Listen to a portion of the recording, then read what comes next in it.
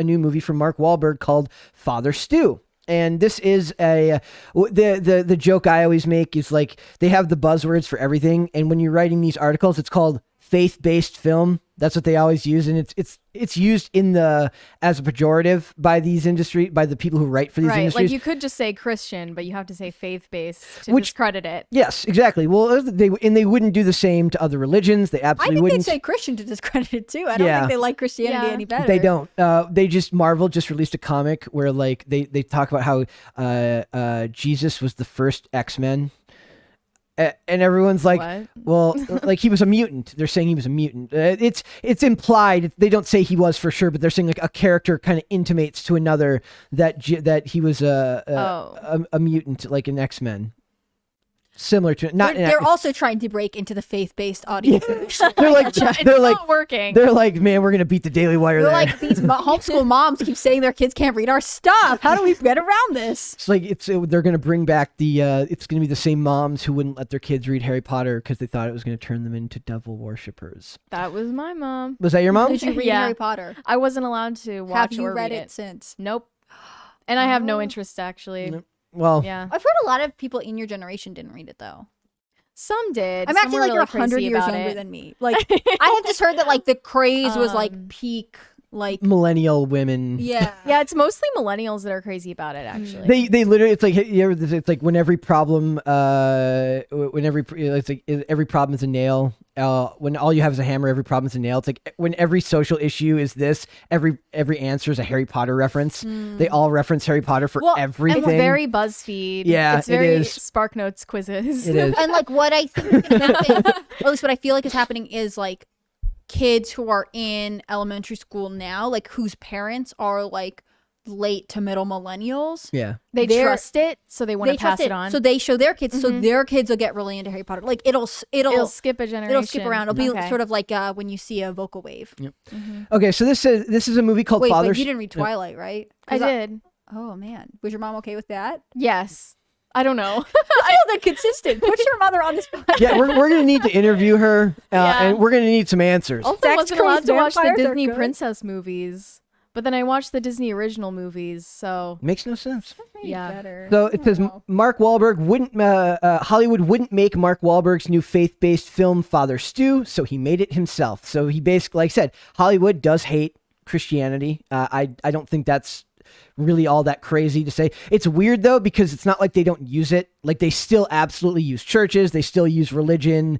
They have characters that are vaguely religious, right? But who are usually bad though. No, I don't necessarily think that. I think that a lot of times it's used in a negative way, but there's absolutely characters that will have like that whether they wear a crucifix or whatever, or they wear a cross, but it's always such a vague, like, it's not like they live the values that they're vaguely, what did the person say in that article? Secular priest? Yeah, I just like secular, nominally Christian. They'll use it as a motif, but nothing more. That's a good word for it. It's used as a motif. It's a backdrop, but it's not like it stands That can't rigidly. be the story. Yeah, which is, to be honest, is not wrong. Like a lot of times, the more you limit your story like that, the more of the audience you kind of, you're going to court a certain audience, right? So using it as a backdrop can be done properly, but a lot of times it's not done with any respect. So it says, popular actor Mark Wahlberg revealed that he received resistance from both Hollywood and the Catholic Church about his upcoming faith-based film Father Stew, but felt that the world needed the experience of the powerful testimony. So it is interesting that both the church and Hollywood pushed back. I was unclear on how he got pushback from the Catholic Church. Like, what, did the Pope write him? He shared it with like the archdiocese. And they didn't like it? The language in the film, they said, from what I read in the article. Well, that's just being realistic. Exactly. Yeah. So I one time, I'm going to share a story. Also, is that like pushback, or is that being like, could you stop swearing? It's really just, we would prefer if you didn't use this language. And he was like, no. And they're like, okay, make it anyways. On a couple of occasions, I have used the Lord's name in vain here, and then I look at... and then you apologize. And then I apologize. Profusely if Seamus or myself are in the room. We feel weirder on Catholics.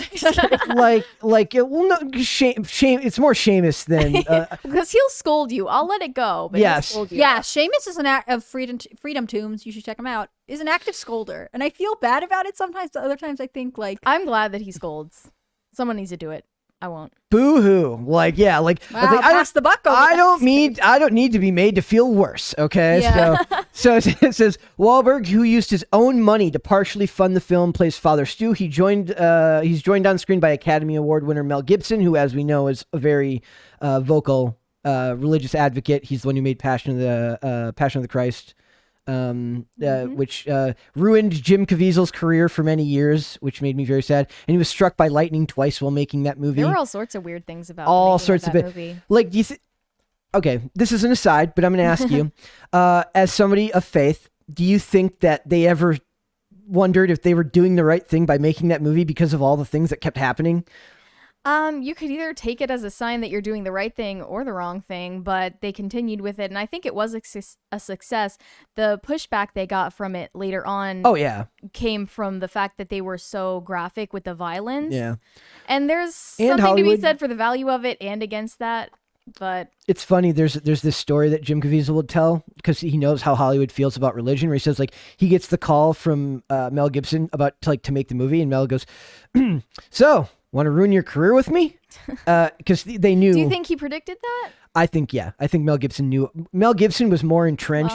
Well, good for them. I call him the uncancelable Mel Gibson because he's so financially tied to Hollywood. He still gets roles. He still acts. He still directs. Kind of like Clint Eastwood is never going to be canceled because he's so deeply entrenched in the industry. But Jim Caviezel, since Person of Interest, which is one of my favorite shows of all time, after that, and then with everything going on politically, he is now done almost exclusively like faith-based films, as you would call them, or religious films, or audiobooks. So it's like it shouldn't have happened to them. Like, your religion shouldn't prevent you from getting roles of any sort, but it's clearly an issue. And he says, like, he gets the pushback here. It says the Sony Pictures film features heavy vulgarity and is rated R, but is inspiring at its core, sharing the power of the transformation of Christ. And he says, so he just talks about, he says, I met with resistance not only from the studios to make this movie, but also from the church, which I was really surprised about, Wahlberg said. But then I realized that beyond the page one and Bill's using the F word, and page two, he's using it again. The next thing you know, this is vulgar and it's unacceptable without really understanding what the message was. And that should be important, right? The vulgarity is supposed to speak to the tone of the movie and convey a message of transformation at the end, but you need to have the vulgarity to show the transformation as it comes. Yeah. So I feel like censoring that aspect of it wouldn't do it any favors. Like censoring his language, if that's how the guy actually spoke, especially if he comes to be more eloquent or more, because if he's going to study religion, he's going to have to be studying homilies and poetry and all of these aspects that come with presenting as a priest, right? So that's very important to be eloquent. So maybe it's used as a sort of, it's to give context, and they also, for context of him seeking a relationship with God, they had to show first that he was seeking a relationship with some woman. Yes. Who happened to be Catholic. Yeah. So it says, I think if you'd left the Passion of the Christ 20 minutes before the movie was over, you get the wrong message too. The actor, so he's talking about the message, the overall conclusion of it is what's important. And it just boggles my mind that in a world where so much TV gets put out these days, so many movies get made that most people never end up going to see, that there's actually pushback against stuff like this getting made, just because whether is it Hollywood takes issue with the target audience because they seem to have a deep hatred for middle America or anyone who has like belief in Christian faith. And that's coming from somebody who's not religious. So it's like, I've seen that for years and I could never understood where it came from. I always could sense the kind of disdain they had for middle America in TV shows, the way characters were portrayed in a cartoonish way. You know, like the idea is like there's always like every farmer has like a thing of chew in the front pocket. It's like not everybody in the world is like that. And they turn everyone into kind of cartoonish characters of what those actual people would be like. And I think that is wrong. Yeah. I think this is an interesting project. I mean, I can understand obviously why Hollywood would reject it. Hollywood doesn't tend to want to promote an ideology like Christianity that would then direct someone to say like, hey, maybe some of the other things that you're producing and representing are not in line with what I actually want, a lifestyle I actually want to live. In terms of using vulgarity for this movie, I think ultimately, I mean, obviously I haven't seen it, but like seems like Wahlberg made the right call. If this is it based off a true story? It's based It off a is, true yeah. story. So like you have to show it with accuracy, right? Yeah. Like if that's the lifestyle this guy was living, if these things were real, accurate depiction of his personality. But I also think that like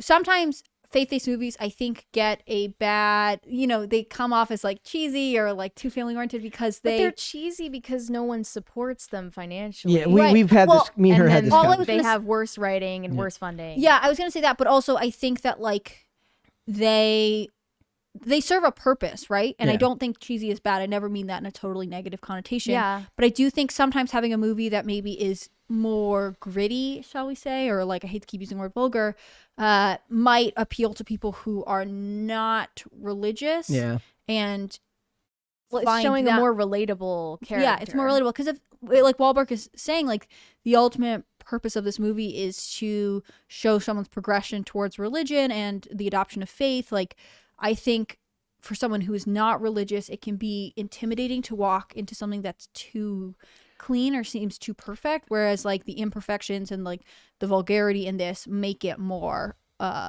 realistic and relatable. So it's about a guy named Stuart Long. Mm-hmm. He's been trying to make this movie for 6 years. That's how long this movie's been in production. So this is something that was clearly very important to Wahlberg to get made. It says, so Stuart Long was an amateur boxer whose career gets sidelined by an injury. After moving to Los Angeles, Stuart starts attending church to impress a woman he meets. A series of events follows that prompts him to pursue the priesthood. Is that common? Do a lot of guys just end up going to church to meet women or to impress women and then they fall into faith? I thought the stereotypical story was Yes. they're becoming a priest and then they leave seminary to go date. Okay. Okay. That well, was the typical story, I thought. Yeah, I've definitely known a lot of guys who like maybe they are vaguely Christian or like or they whatever. just because the community aspect of it is important and Yeah, maybe I they- also know a lot of conservative guys who will be like, well, I need to find a nice wife, so I better start going to church. I'm like, And that comes off as phony. it comes Yeah. off as phony for sure. Like you can see Yeah. right through it. And well, I mean, yeah. wanting to meet a wife is not inherently Yeah, bad. but like No. if you Wanting- then go to church and you're like, I definitely believe then this. fine. Yeah. Well, then where? Okay, then let me ask you this: if not church, then he says, I need to meet a nice woman, and his wife.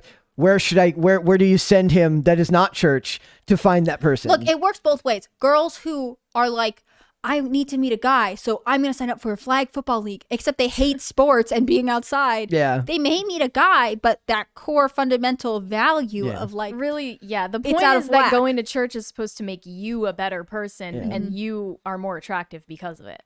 So theoretically, they go and it's a byproduct of going to church, not the purpose of going to church. Meeting Well, at someone least is you hope so. You would hope that Yeah. meeting someone is the byproduct of going to church, whereas Yeah. actually finding faith and becoming a well, and if you're going to church to like impress some girl, like that, like for me, it's like a false representation, right? Yeah. If you're like, yeah, I'm super religious, and then you marry her, and then you're not religious at all, and like you guys actually have hopefully we would not get that far, but like Yep. it's a misrepresentation of who you are, which ultimately, if you're trying to have any sort of serious relationship, is foolish. Yeah, I like the trailer to this movie. I thought it was edited very well. A lot of times, one of the places that you'll first notice that these projects don't have the money or the budget is the trailers for the movies don't come off in the same way that a Hollywood trailer does, because those are usually cut by various studios. That's their job. They make movie trailers all year round.